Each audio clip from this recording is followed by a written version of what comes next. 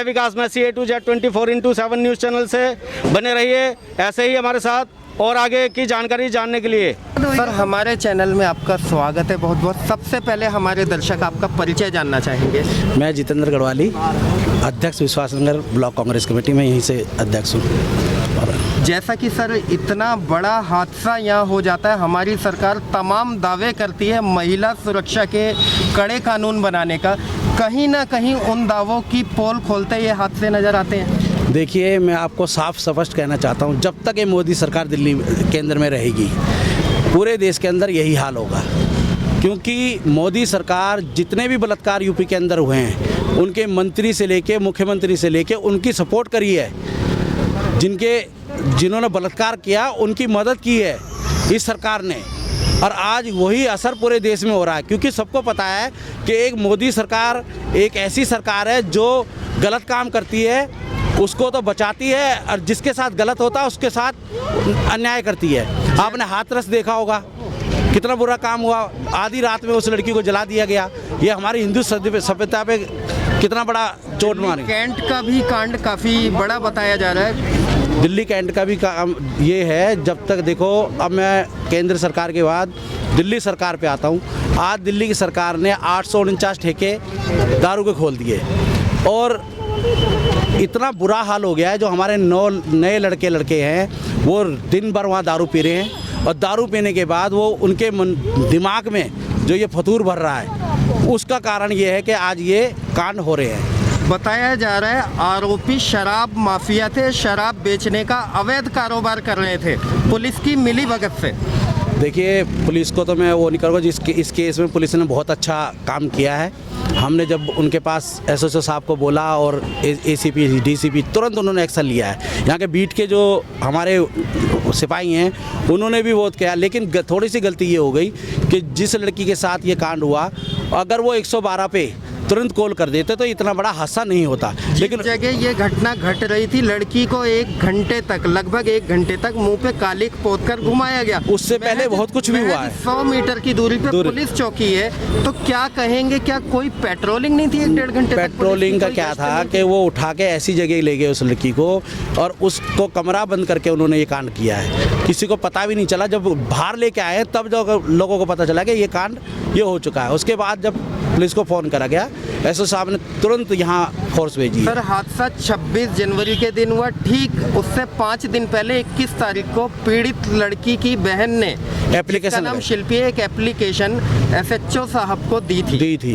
उसके बाद हमारे अनुसार हमें लगता है कहीं ना कहीं पुलिस की ढील है, जिसमें उसने आशंका जताई थी इस हादसे की। देखिए, उस छोटी लड़की ने वहाँ थाने में जाके एप्लीकेशन दी थी कि हमें डर है कि हमारे साथ कोई हादसा हो सकता है। उस वक्त पुलिस ने अगर उसको संज्ञान में ले लेते तो हो सकता है ये कांड नहीं होता और लड़की आज हॉस्पिटल में ना होती। लेकिन वो 26 जनवरी के चक्कर में मान लो या कैसे मान लो, लेकिन वो जो हुआ है वो गलत हुआ है। जो एप्लीकेशन पे अगर तुरंत एक्शन होता तो शायद आज ये कांड नहीं होता। सर, देखा जा रहा है दिल्ली जैसे शहर में अपराधियों के हौसले इतने बुलंद है कि उन्हें कानून का कोई डर ही नहीं है। एक बात बताइए आप, केंद्र का जो गृह मंत्री है वो तड़ीपार है, वो खुद एक अपराधी है, तो देश में आज हो क्या रहा है? आज संसद में देखो सारे अपराधी बैठे हैं, बलात्कारी बैठे हैं, आतंकवादी बैठे हैं, जिन्होंने मालेगांव के अंदर इतना बड़ा कांड करा, आज वो बैठी है संसद के अंदर। तो संसद है कहाँ इस टाइम? कानून है क्या? जो कानून बना रहे हैं वही कानून जो खुद मुजरिम है वो तड़ीपार है। ऐसे हादसे दिल्ली में आए दिन होते रहते हैं, इसका जिम्मेदार आप सबसे ज़्यादा किसको मानते हैं? मैं सबसे ज़्यादा इसका जिम्मेवार देश के गृह मंत्री को और दिल्ली के मुख्यमंत्री को मानता हूँ। जब ये सत्ता में आए थे और शीला दीक्षित के टाइम पे, हमारी कांग्रेस के टाइम पे एक कांड हुआ था, उस कांड में इसी ही मुख्यमंत्री जो आज बैठा है, इसने कहा दिल्ली सो रही है, दिल्ली के मुख्यमंत्री के खिलाफ क्या क्या शब्द नहीं बोले। आज मैं उस मुख्यमंत्री से पूछना चाह रहा हूँ कि आज 26 जनवरी से आज इतना टाइम हो गया, वो मुख्यमंत्री है कहाँ? उसके नुमाइंदे हैं कहाँ? आप वाले हैं कहाँ? घर में बैठे हुए हैं। कोई इस लड़की को आज तक पूछने नहीं आया कि भी क्या हुआ है। आज कल हमारी महिला कांग्रेस की अध्यक्ष अमृता धवन भी यहाँ आई है, थाने में बैठ के हमने वहाँ मीटिंग करी, DCP ACP से मीटिंग करी, उसके बाद आज हमारे प्रदेश के अध्यक्ष अनिल चौधरी भी आए हैं, उस परिवार से मिले हैं, सांत्वना दी है। तो मैं ये कहना चाहता हूँ कि आज देश के अंदर जो अपराध इतने बढ़ गया है, उसके लिए दिल्ली के मुख्यमंत्री को, दिल्ली के कमिश्नर को और केंद्र के गृह मंत्री को अपने जिम्मेवारी माननी पड़ेगी, लेनी पड़ेगी।